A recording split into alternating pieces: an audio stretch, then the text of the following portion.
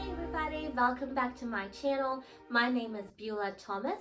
I'm so glad that you clicked on that link today because I believe I'm going to be sharing something that is relevant and really important for all of us as moms. You know, for years I've always been juggling things all over the place, doing things for other people, that self-care was always on the bottom of the list. It was the first thing that I always pushed off to do something else for somebody.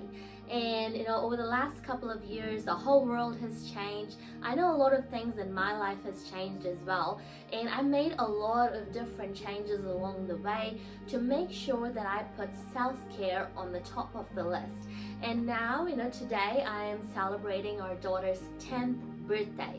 So I have been a mom for 10 years. Can you believe that? So with all of my learnings over the last few years and of being a mom and also making self-care a priority in my life, I thought today I will share some ways that you can make self-care a priority if that's not on the top of your list. Alright, so I'll make sure this video is short and sweet, but it also has the right amount of information so that it'll inspire you or it'll help you to get a self-care plan or routine in your life.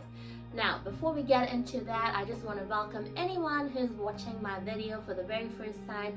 Make sure you check out the other videos in my channel too.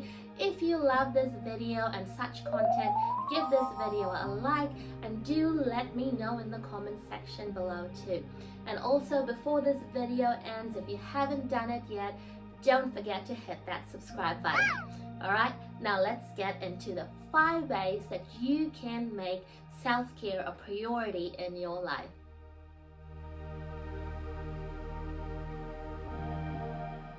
First thing that you could do to make sure that self-care is your priority is by scheduling it in.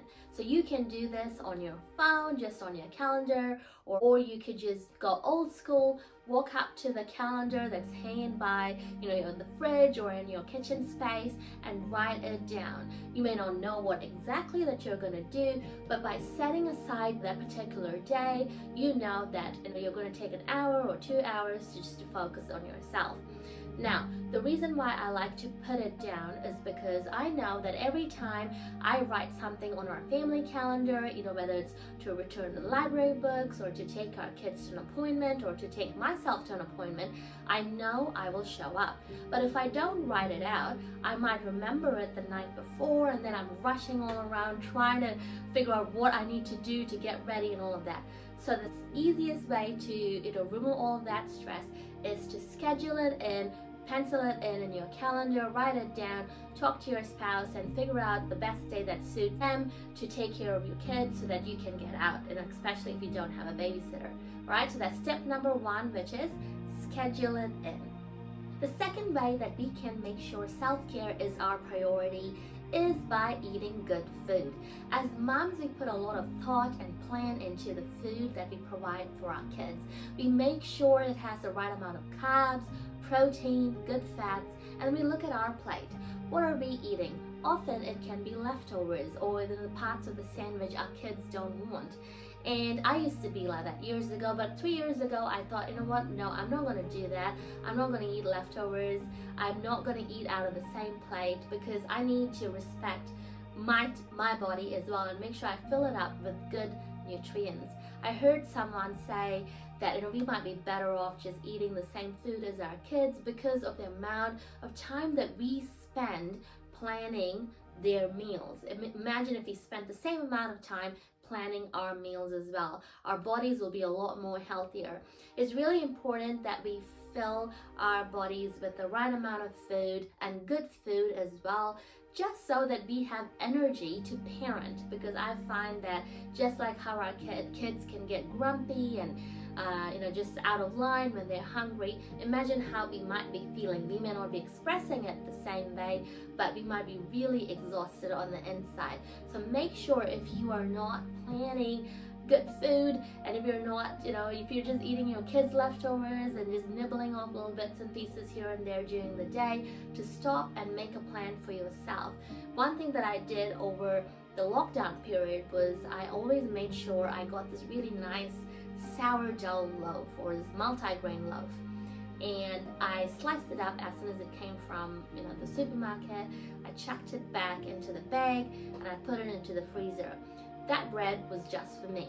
Anytime during the week, or sometimes even every morning, if I felt like, I needed some sort of a nice pick-me-up for breakfast or a morning tea, I would just grab a piece of that frozen toast, and it freezes fine. Bread freezes fine, if you're wondering. And toast it, cover it up with some really good New Zealand brand peanut butter, and then I would make a cup of coffee and have that 15 minutes. Sometimes that is all that you need to get you through a few days, get you through a day or even a week. So just prioritizing the way that you look at food for yourself as a parent is so important. Alright, moving along from eating good food onto the third way that you can make sure self-care is your priority, and that is by physical movement. I'm not here to advertise any form of exercise, but just want to encourage anyone who's not making this a priority of just stepping aside from your regular routine to just even take a 10 minutes break for a quick walk around in your neighborhood or even your backyard. If you've got a young baby, just step outside to the backyard and just walk back and forth. That's all that you need. Or you can go for a run or a jog if you're able to. Something that I do that works for me is to actually go to the gym. I enjoy the outdoors, but for me, I know when I go into the gym, it's a 45 minutes commitment for 3 to 5 days in the week, and I make sure I show up, and there's an instructor there, and there's this whole program, so I just follow it through, and then I come home. So that's what I do. But I also want to say that I wasn't like this probably a few years ago, and it wasn't because I didn't consider health as a big thing. It was because the kids were younger, the commitments were different, and as I said at the start, I was juggling a lot of things, so the priority was on the lower end. But now I understand that by just taking 10 minutes or 20 minutes to just step outside for a walk, it really clears my head. It's so good for my mental health, just having that break from the routine of family stuff and kids stuff. So one way that you could do it, and I hope this helps somebody, is that around dinner time, I always made sure I had about a 20-minute window from the time I made dinner to the time I was going to serve it. So I had a 20-minute window right there in the middle of both of that, and I would step aside. My husband would take care of the kids, and I would just go for a quick brisk walk around the neighborhood, and that was so nice and really helpful to clear my brains before coming back into the evening routine in our family. Now, the fourth way that you can make self-care a priority is to ask or offer. What does this mean? What I'm saying is that if you are struggling to plan self-care, talk to a friend. Sometimes by having a conversation with your friend, they will keep you accountable and make sure that you actually take some time out.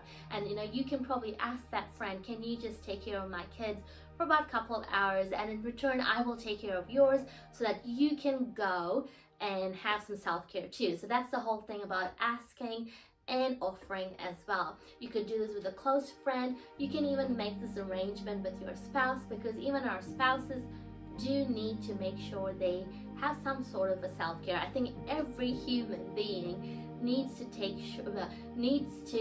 make some time in the week or a couple of times in a month for self-care. And finally, the fifth thing that you could do to make self-care a priority is by doing something that you love. If you find yourself stressing about planning this whole self-care day or afternoon for yourself, just stop and think about the things that make you happy, makes you calm. Maybe it's an old hobby that you have put aside for years and years because you've been busy parenting.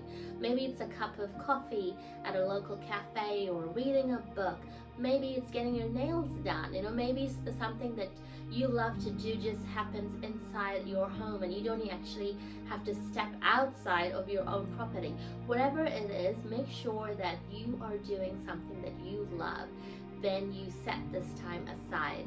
Alright, I really hope this video has been helpful to you. I would love to know in the comment section below, what does self-care look like for you? If you've got some tips or some suggestions for other viewers to read and maybe incorporate into their self-care routine, don't forget to put that in the comment section below, alright? And also do let me know if you love this video by giving this video a like. I look forward to seeing you with a brand new video next Wednesday.